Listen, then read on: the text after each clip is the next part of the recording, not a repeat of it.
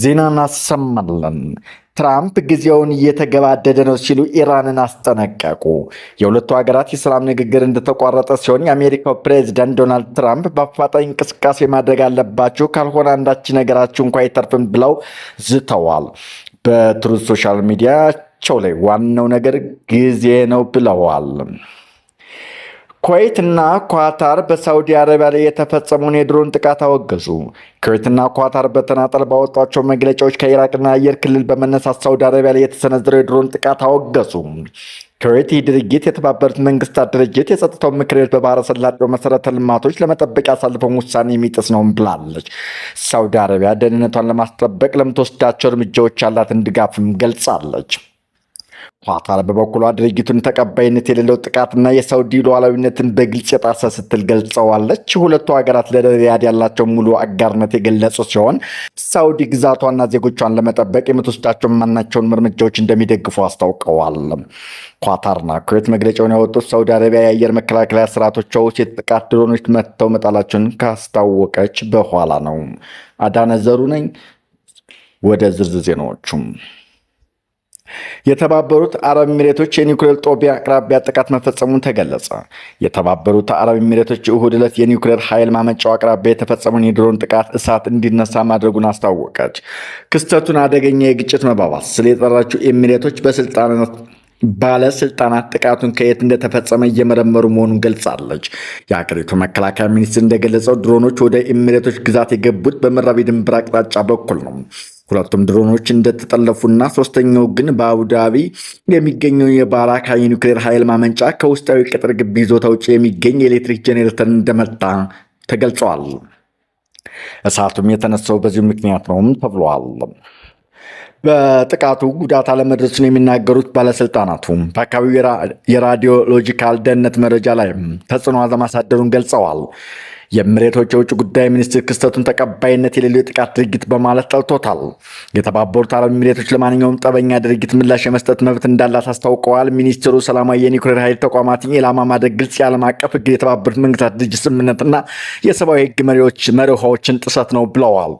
የኤሚሬቶች መከላከያ ሚኒስትር በበኩሉ የአገሪቱን ደህንነት ለማዳከም ይደረግ ማንኛውም ሙከሮች በጽናት እንደሚጋፈጥ አስታውቀዋል። የሀገሪቱ ባለስልጣናት ድሮኑን ከየት እንደተተኮሰ እስካሁን አልገለጹም። ከዚህ ቀደም ግን ግፊቶቹ ኤሚሬቶቹ ከጦርነት መነሳት ወዲህ በነዳጅና በኢኮኖሚ መሰረተ ልማቶች ላይ ከተፈጸሙ ጥቃቶች ጀርባ ኢራን እንዳለች በመግለጽ በተደጋጋሚ ከሳለች። የተባበሩት መንግስታት የኒውክሌር ተቆጣጣሪ ተቋም ሁኔታውን በቅርበት እየተከታተለ መሆኑን ገልጿል። የተቋሙ ዋና ዳይሬክተር ራፋኤል ግሮሲ በክስተቱ ከፍተኛ ስጋት እንደገባቸውም ተናግረዋል። ዋና ዳይሬክተሩ በዓለም አቀፍ የአቶሚክ ኃይል ኤጀንሲ የኤክስ ገጽ ባወጣው መግለጫቸው የኒውክሌር ደህንነትን አደጋ ላይ የሚጥል ወታደራዊ እንቅስቃሴ ተቀባይነት የለውም ብለዋል። ወደ ትራምፕ እናልፋለን። የአሜሪካው ፕሬዚዳንት እንደገና ደግመዋለሁ። የአሜሪካው ፕሬዚዳንት ዶናልድ ትራምፕ ጊዜው እየተገባደደ ነው ሲሉ ኢራንን አስጠነቀቁ። የሁለቱ ሀገራት የሰላም ንግግር እንደተቋረጠ ሲሆን ትራምፕ በአፋጣኝ እንቅስቃሴ ማድረግ አለባቸው፣ ካልሆነ አንዳች ነገራቸው እንኳ አይተርፍም ብለው ዝተዋል። በትሩዝ ሶሻል ማህበራዊ ሚዲያ ላይ ዋናው ነገር ጊዜ ነው ብለዋል።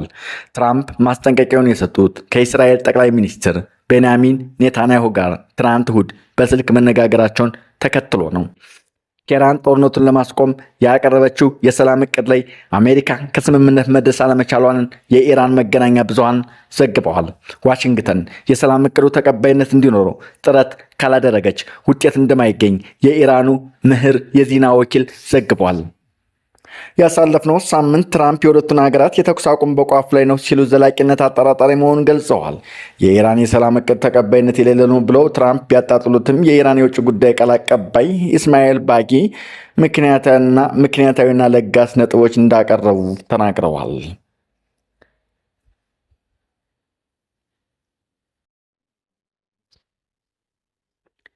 ታይዋን ግጭት እንደማታስነሳ ሉዓላዊነቷን ግን አሳልፋ እንደማትሰጥ ፕሬዚደንት ተናገሩ።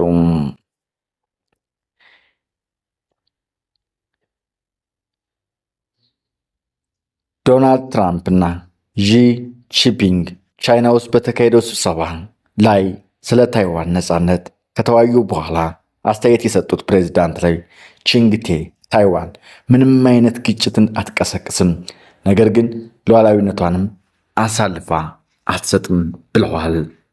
የቻይና መገናኛ ብዙሃን ዘገባ እንደሚያመለክተው ፕሬዚዳንት ዢ ቻይና እንደ ግዛቷ አካል የምትቆጥር ታይዋን ጉዳይ ቤጂንግ በምታደርጋቸው የሁለትዮሽ ግንኙነቶች ውስጥ እጅግ ወሳኝ ጉዳይ መሆኑን ለትራምፕ ነግረዋቸዋል። ራሷን በራሷ የምታስተዳደረው ታይዋን ጉዳይ ግን በአግባቡ አለመያዝ ወደ ግጭት ሊያስገባ እንደሚችል ገልጸውላቸዋል። ትራምፕ ከቤጂንግ ጉብኝታቸው መልስ ከፎክስ ኒውስ ጋር ባደረጉት ቆይታ የሆነ ሰው ነፃ እንዲሆን አልፈልግም ሲሉ ታይዋን አስጠንቅቀዋል። የታይዋን የረዥም ጊዜ ሀገር የሆነችው አሜሪካ የደሴቷ ግዛት ራሷን የምትከላከልባትን አቅም የማቅረብ ግዴታ በሕግ ተጥሎባታል። ትራምፕ በቃለ መጠይቃቸው አሜሪካ ታይዋንን በተመለከተ የምትከተለው ፖሊሲ አለመቀየሩን ገልጸዋል። ከቻይና ጋር ግጭት ውስጥ መግባት እንደማይፈልጉም ግን ግልጽ አድርገዋል። ፕሬዚዳንት ዢ በታይዋን ጉዳይ እጅግ ጠንካራ ስሜት እንደታየባቸው ለጋዜጠኞች የተናገሩት ትራምፕ እርሳቸው ግን በሁለቱም በኩል ምንም ቃል እንዳልገቡ ገልጸዋል። የአሁኑ የታይዋን ፕሬዚዳንትና የቀድሞ መሪ ሳይ ኤንግ ዌን መንግስታት ለዓመታት የተከታተሉት አቋም ታይዋን እንደ ሉዓላዊ ግዛት ስለምትቆጠር በመደበኛ ሁኔታ ነፃነታችን ማወጅ አያስፈልገንም የሚል ነበረ። ፕሬዚዳንት ሎይ ከሁለቱ መሪዎች ስብሰባ በኋላ ቀጥተኛ ምላሽ በሰጡት የፌስቡክ ጽሑፍ ምንም አይነት የታይዋን ነፃነት የሚባል ጉዳይ የለም ብለዋል።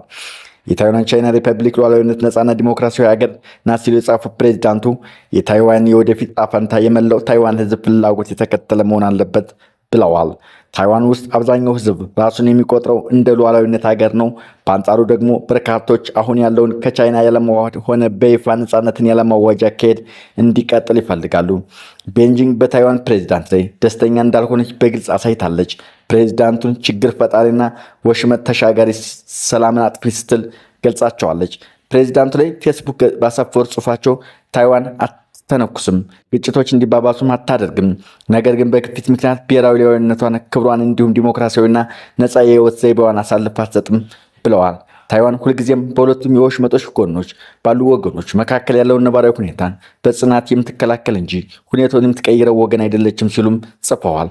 ታይዋን ከቻይና ጋር በእኩልነትና ክብር ላይ የተመሰረተ ጤናማና ስርዓት ያለው ግንኙነት እና ውይይት ለማድረግ ፈቃደኛ መሆኗን አክለዋል።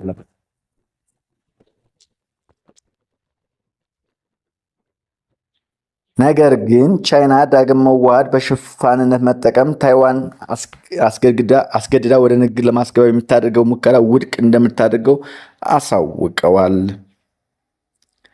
ኢትዮጵያ ታይዋን የማትነጠል የቻይና ግዛት እንደሆነች ስታረጋግጥ ቤጂንግ የባህር በር የማግኘት ጉዳይ አስነሳች።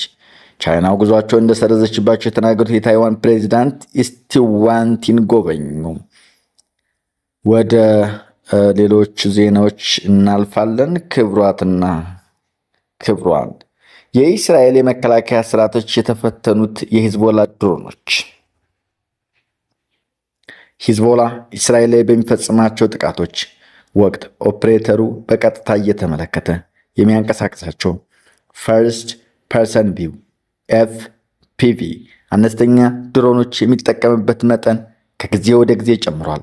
ከነዚህ ድሮኖች መካከል የተወሰኑ ቁጥጥር የሚደረግባቸው ፋየር ኦፕቲክ ኬብሎች ሲሆኑ ይህም ከውስብስብ የመከላከያ ስርዓቶች ማምለጥን ያስችላቸዋል። ቢቢሲ ቬሪፋይ የሊባኖስን ታጣቂ ቡድን ከመጋቢት 17 2018 ዓ.ም ጀምሮ የለቀቃቸውን 35 ቪዲዮዎች መርምረዋል። ቪዲዮዎቹ ሂዝቦላ ደቡብ ሊባኖስና ሰሜን እስራኤል ውስጥ በሚገኙ የእስራኤል ወታደሮች ብረት ለባስ ተሽከርካሪዎችና የአየር መከላከያ ስርዓቶች ላይ የፈጸመውን ጥቃቶች ያሳያል። አነስተኛ ድሮኖች የራዳር የመለያ ስርዓት በቀላሉ ማለፍ ስለሚችሉ የእስራኤል መከላከያ ሰራዊት እስካሁን ድረስ ምንም አይነት ውጤታማ የመከላከያ እርምጃዎችን ማዘጋጀት እንዳልቻለ ባለሙያዎች ለቢቢሲ ቬሪፋይ ተናግረዋል።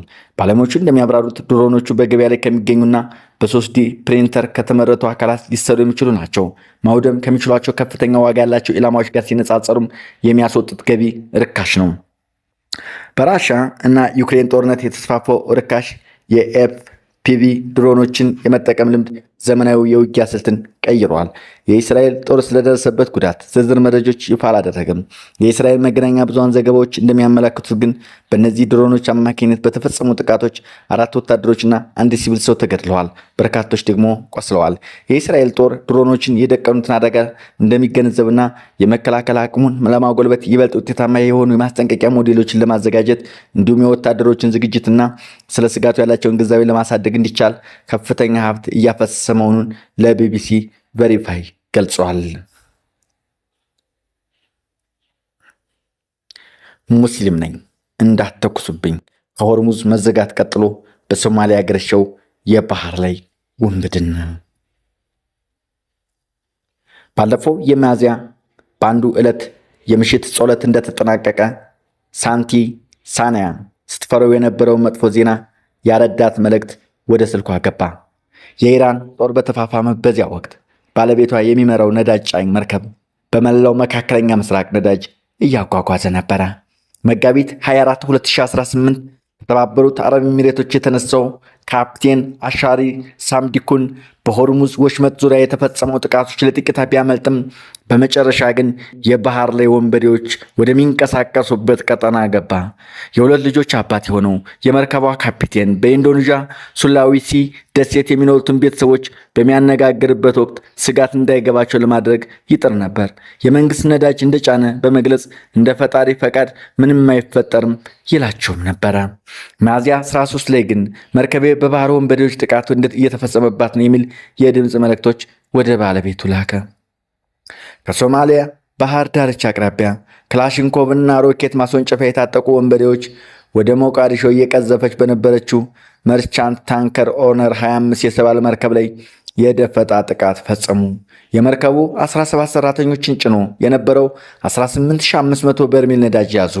ይህ የተሳካ ጠለፋ በአንድ ወቅት የአፍሪካ ቀንድን ስጋት ውስጥ ከቶ የነበረውን ከፍተኛ ገንዘብ የሚገኝበትና በኃይል የተሞላው ውንብድና ዳግም ማንሰራራቱን የሚጠቁም ክስተት ሆኗል። ሳንቲን እንደምትናገረው የባህር ላይ ወንበዴዎች ወደ መርከቡ መውጣት እስከሚጀምሩ ድረስ ባለቤቷ መርከቡን አላወቆመም ነበረ። አሻሪ እባካቸው አተኩሱብኝ ሙስሊም ነኝ ሲል አንድ የሚያደርጋቸው እምነት ጠቅሶ ተማጸናቸው። ከዚያ በኋላ የመርከቧ ሰራተኞች በአንድ ላይ እንዲተሰባሰቡ ታዘዙ። ስልኮቻችንም በሙሉ ተወሰዱ ስትል ሳንቲ ትናገራለች። ለዓመታት ጠፍቶ የነበረው በሶማሊያ የባህር ዳርቻ የሚፈጸም የባህር ላይ ዝርፊያ በኢራን ጦርነት በተፈጠረው ቀጠናዊ ያለመረጋጋት ምክንያት በድጋሚ አገርሽቷል። ታጣቂዎች ኦነር 25 በያዙ በ2 ሳምንት ጊዜ ውስጥ ደግሞ ሲሚንቶ የጫነ መርቸንት ሲቪል ቬስል ስዋርድ እንዲሁም የኤሚሬቶች ንብረት የሆነው ነዳጅ ጫኝ ዩክሬን መርከቦች አግተዋል። ታጣቂዎቹ መርከበኞቹን ከጠለፉ በኋላ በሶማሊያ የባህር ወንበዴዎች መናኸሪያ ወደ ሆነችው ከፊል ራስ ገዟ የሰሜን ምስራቅ ክልል ፑንትላንድ ወስደዋቸዋል። ዓለም አቀፉ የባህር ኃይል ጥበቃ ይህን አይነት ስጋት ካስቆሙ 10 ዓመታት ከሚበልጡ ጊዜ በኋላ ለመጀመሪያ ጊዜ የሶማሊያ የባህር ላይ ወንበዴዎች እንደሆኑ የተጠራጠሩ ቡድኖች 3 የንግድ መርከቦችና ሰራተኞችን አግተዋል። መርከቦቹ ላይ የነበሩት ባህርተኞች ከግብፅ፣ ከህንድ፣ ከኢንዶኔዥያ፣ ከፓኪስታንና ከሶሪያ የመጡ ናቸው። ቀጠናዊ ጸረ ባህር ላይ ውንብድና ዘመቻቸውን የሚመራው የአውሮፓ ህብረት የባህር ኃይል የባህር ላይ ውንብድና ቡድኖች በሆርሙዝ ወሽመጥ ያለውን ቀውስ ህገወጥ ተግባራቸውን ዳግም ለመጀመሪያ እንደ አዲስ ምቹ አጋጣሚ ወስደውት ሊሆን ይችላል ሲል ለቢቢሲ ገልጿል።